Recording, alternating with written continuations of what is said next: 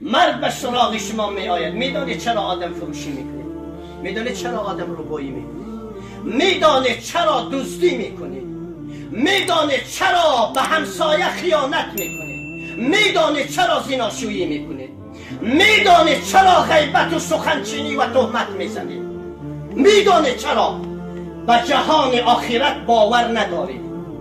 شما اگر به جهان آخرت باور داشته باشید، شما زنا نمی کنید، شما آدم نمی فروشید، شما آدم ربایی نمی کنید، شما دوستی نمی کنید، شما خیانت نمی کنید، شما به جهان آخرت ایمان ندارید. شما از من می ترسید و من از اون می ترسم.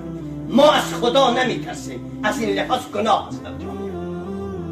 از این لحاظ در جامعه گناه عزیزان دل دارد جوش می زند.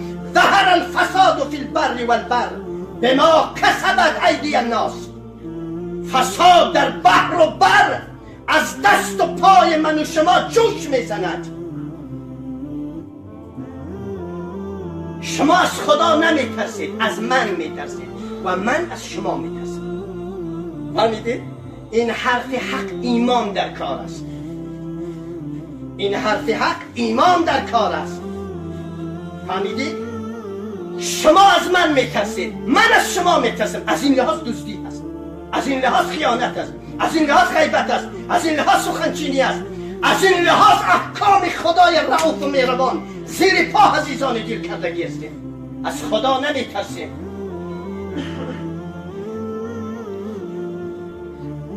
از خدا بترسید. اون کسانی که شما را تحریک میکنن، فلانی شما را فروخت، فلانی شما را فروخت، چقدر انسانی ساده، فلانی شما را فروخت، بابا ادرس شما فلانی کن، نمرت فلان است، نمرت فلان، این فلان. این تکار بفرما، از خدا بترس. نفروش همسایت را، نفروش برادرت را، نکن خیانت به همسایه، نکن خیانت به ایمان، نکن خیانت به اسلام.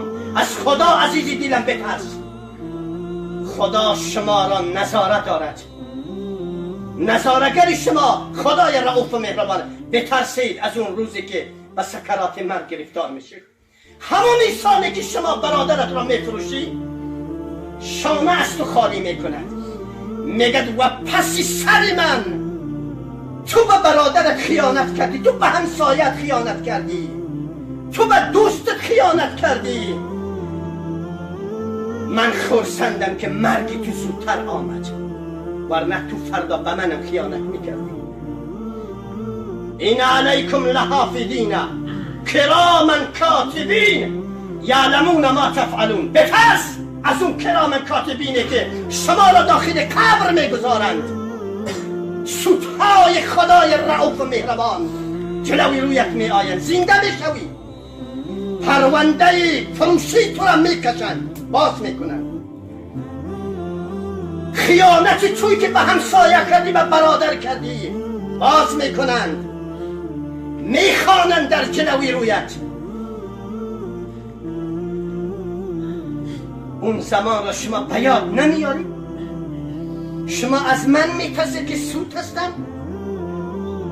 از من میترسید که شما را گم میکنم؟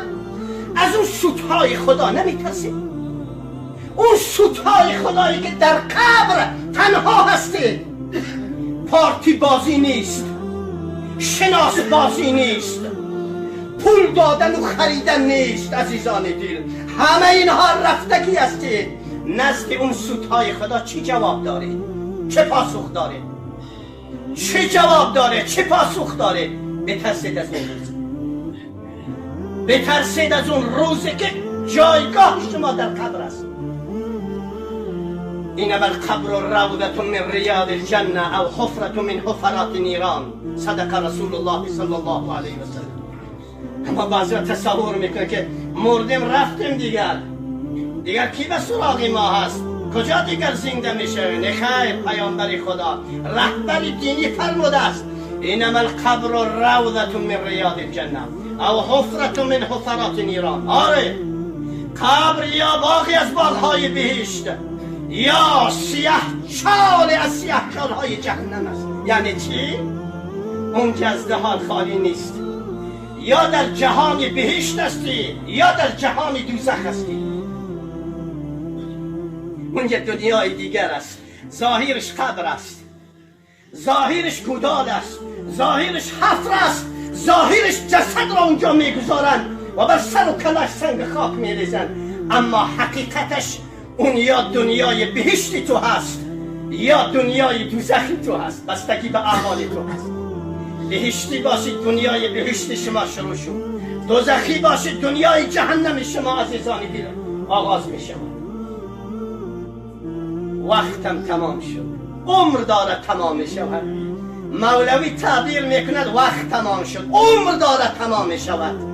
عقربه ساعت گردش دارد و میگوید که عمرت دارد نزدیک می شود به من حضرت عزرائیل علیه السلام. عمر شما دارد نزدیک می شود به ملاقات خدای رؤوف و مهربان.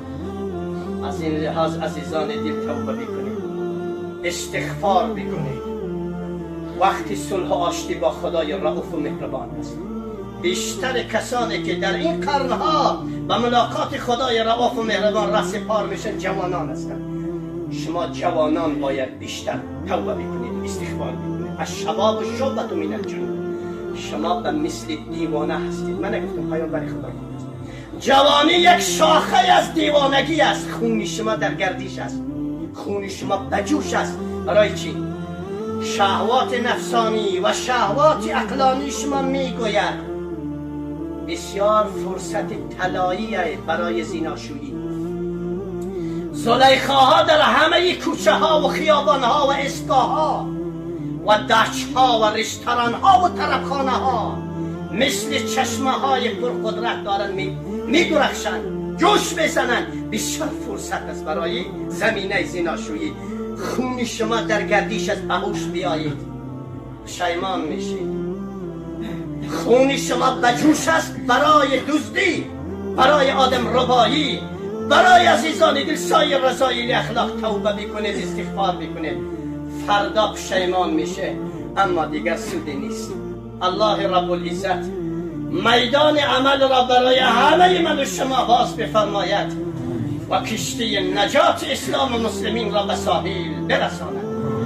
اللهم صل علی محمد و علی آل محمد کما صلیت علی ابراهیم و علی آل ابراهیم انک حمید مجید. سبحان ربک رب العزة عما یصفون و سلام علی المرسلین و الحمد لله رب العالمین برحمتک یا الله. دایم فصل بعد از نماز.